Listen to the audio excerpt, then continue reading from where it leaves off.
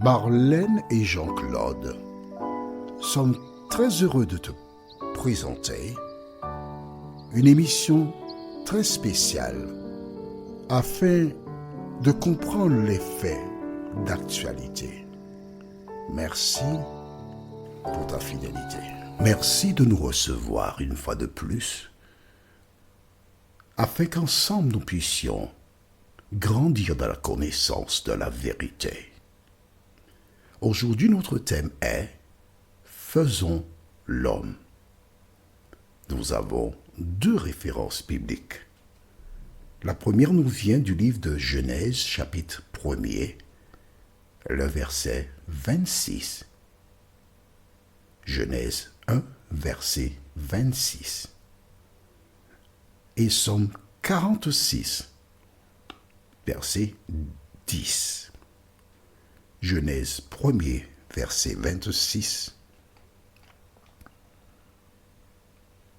Et Somme 46, verset 10. Tu as trouvé? Dans ce cas, prions.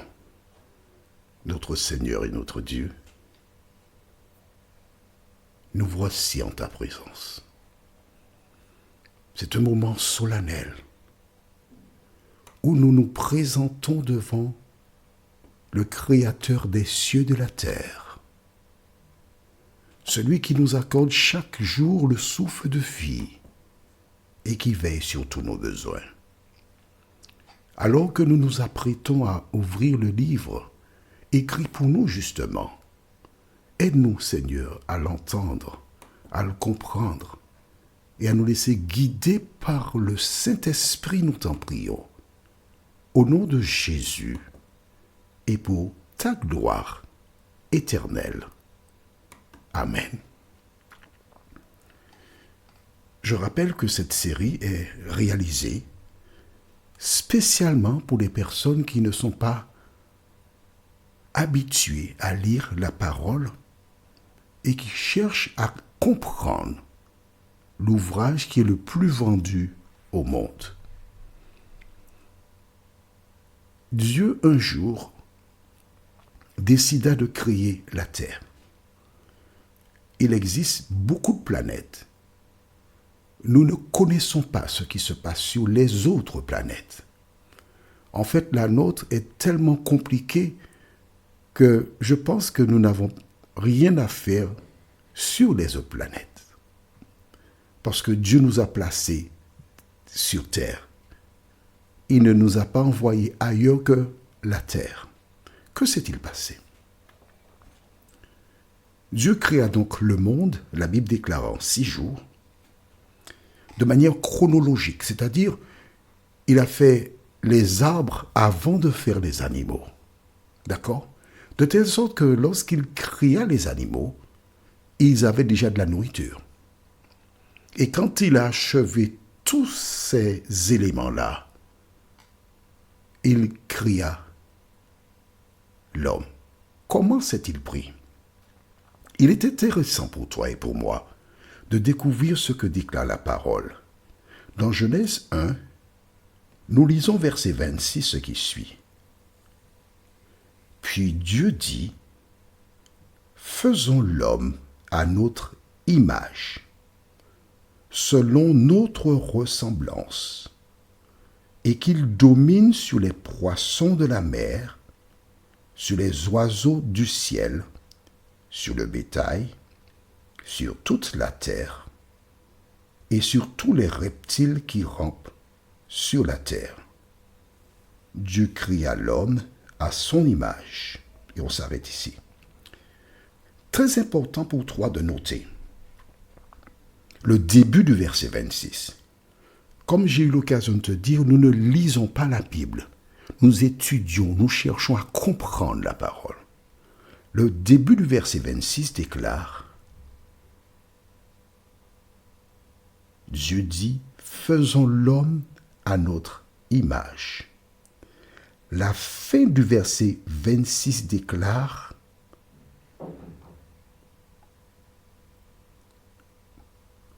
du moins le début du... Oui, en fait, je t'explique. Dans ma Bible, les références, les chiffres sont notés de manière particulière.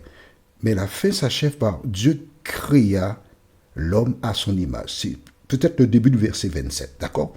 Mais ce que je voulais que tu retiennes, le début du verset 26, faisons l'homme à notre image, et le début probablement du verset 27, Dieu créa l'homme à son image.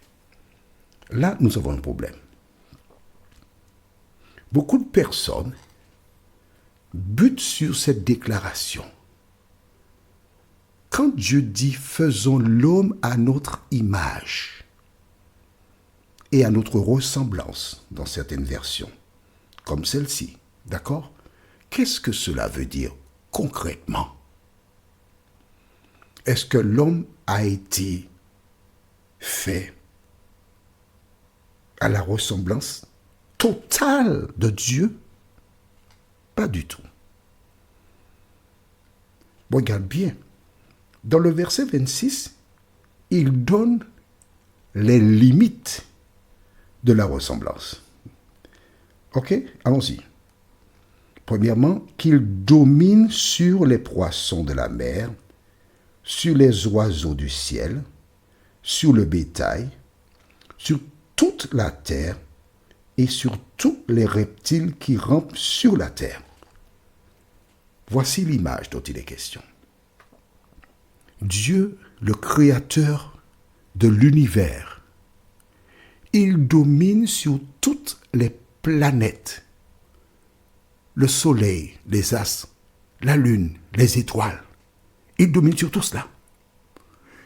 En créant la terre, il y plaça l'homme afin qu'il soit, on va dire, le gérant de la terre. Celui qui a la responsabilité, celui qui doit veiller. Ok, je prends un autre exemple qui sera encore beaucoup plus simple. Dans chaque département français, il y a un préfet. Je pense souvent à cette image. C'est pour t'aider à mieux comprendre. Le préfet a la responsabilité de représenter le chef de l'État et faire régner l'ordre républicain. C'est ce qu'ils disent. D'accord? De même, Dieu a donné à l'homme cette même responsabilité sur la terre. Et le drapeau qui devait flotter sur terre, c'est celui de l'Éternel. En dehors de cela, faisons l'homme à notre image. Je voudrais ajouter quelque chose.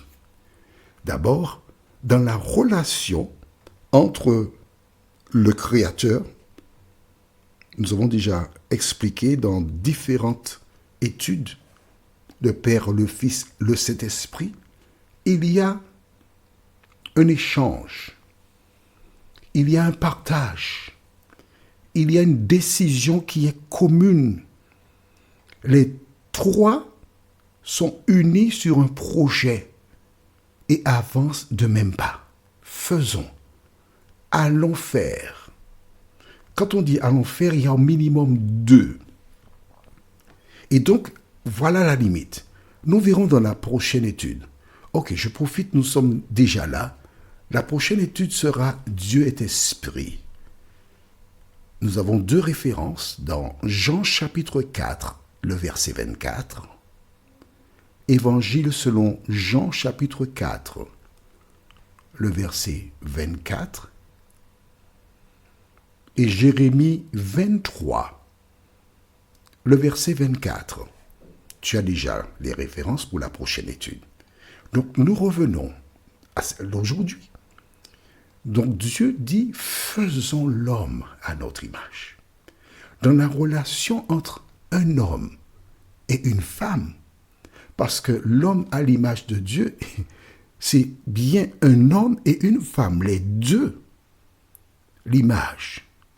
Mais tu verras qu'en dehors de l'homme et de la femme viendra plus tard les enfants. Trois éléments. Est-ce que les enfants sont inférieurs aux parents? Ils jouent leur rôle. Et chacun joue un rôle précis. À la naissance, l'enfant dépend des parents. Et lorsque le parent prend de l'âge, le parent dépend de l'enfant. Donc c'est un cycle intéressant où nous trouvons trois éléments. Mais je me répète, dans celui de Dieu, nous ne saurions minimiser et dire qu'il y a un qui est plus grand que les autres. Beaucoup de personnes cherchent à comprendre cela. Mais pour l'heure, je te suggère de te contenter de l'idée qu'il y a donc le Père, le Fils, le Saint-Esprit qui œuvrent ensemble pour le salut des hommes. Et c'est ce qui est important. Pourquoi Jésus est-il venu? C'est pour me sauver. Plus tard, quand nous aurons l'occasion de voir Dieu, nous pourrons lui poser des questions. Mais en ce qui me concerne, je ne le ferai pas. Tu sais pourquoi? Car ce qui importe pour moi, c'est de laisser ce monde de péché et de vivre avec Jésus pendant l'éternité. Allons maintenant au livre de Psaume chapitre 46. Psaume 46, verset 10. As-tu trouvé? Psaume 46, verset 10. Il est intéressant de voir ce que Dieu fait. C'est lui qui a fait cesser les combats jusqu'au bout de la terre. Il a brisé l'arc et il a rompu la lance. Il a consumé par le feu les chars de guerre. Et on s'arrête ici. Que retenons-nous de ce que nous venons de lire? C'est simple. La guerre, la zizanie, les querelles, tout cela fait partie du lot de notre vie. Et qui que nous soyons, dès que nous ouvrons nos yeux le matin et nous vaquons à nos occupations, il nous arrive de rencontrer des épreuves, des difficultés, des soucis. Mais la Bible nous dit que Dieu vient à notre secours pour apporter quoi? La paix. Pour mettre un terme à la guerre et permettre aux hommes de connaître le bonheur. Celui qui a accepté Jésus pour sauveur personnel doit se rappeler qu'il a été fait à l'image de Dieu. Et en tant que représentant de Dieu, il a le devoir d'apporter la paix, la sérénité, l'amour, la tranquillité autour de lui. Pourquoi? Jésus le dit dans le livre de Matthieu chapitre 5. Vous êtes le sel de la terre. Vous êtes la lumière du monde. C'est le sel qui apporte un peu de saveur à la nourriture. J'aime beaucoup quelque chose qui s'appelle le pâté en pot. Un produit qu'on fait souvent lors de mariages aux Antilles. Et quand on le prépare, on prend beaucoup de légumes que l'on prépare. Alors, par le passé, il y avait une certaine manière de réaliser cela. Mais maintenant, on passe cela dans un robot pour déjà rendre tous les légumes de manière fluide. Et une fois que c'est fait, on met la viande au feu, puisqu'il y a certains qui mettent la viande dans le pâté en pot. Mais moi, j'aime bien le pâté en pot végétarien. Je le trouve exceptionnel. Et alors, vers la fin de la cuisson, on met un peu de sel. Il ne faut pas mettre beaucoup, juste pour apporter le goût. Et Jésus dit que celui qui est fait à son image est le sel de la terre. Il a aussi utilisé l'image de quoi? De la lumière. Quand tu es à l'image de Dieu, tu es la lumière du monde. Si ta vie n'est pas comme la lumière du monde, demande à l'Éternel de te transformer et de te rendre à son image. Prions. Notre Seigneur et notre Dieu, merci pour la parole.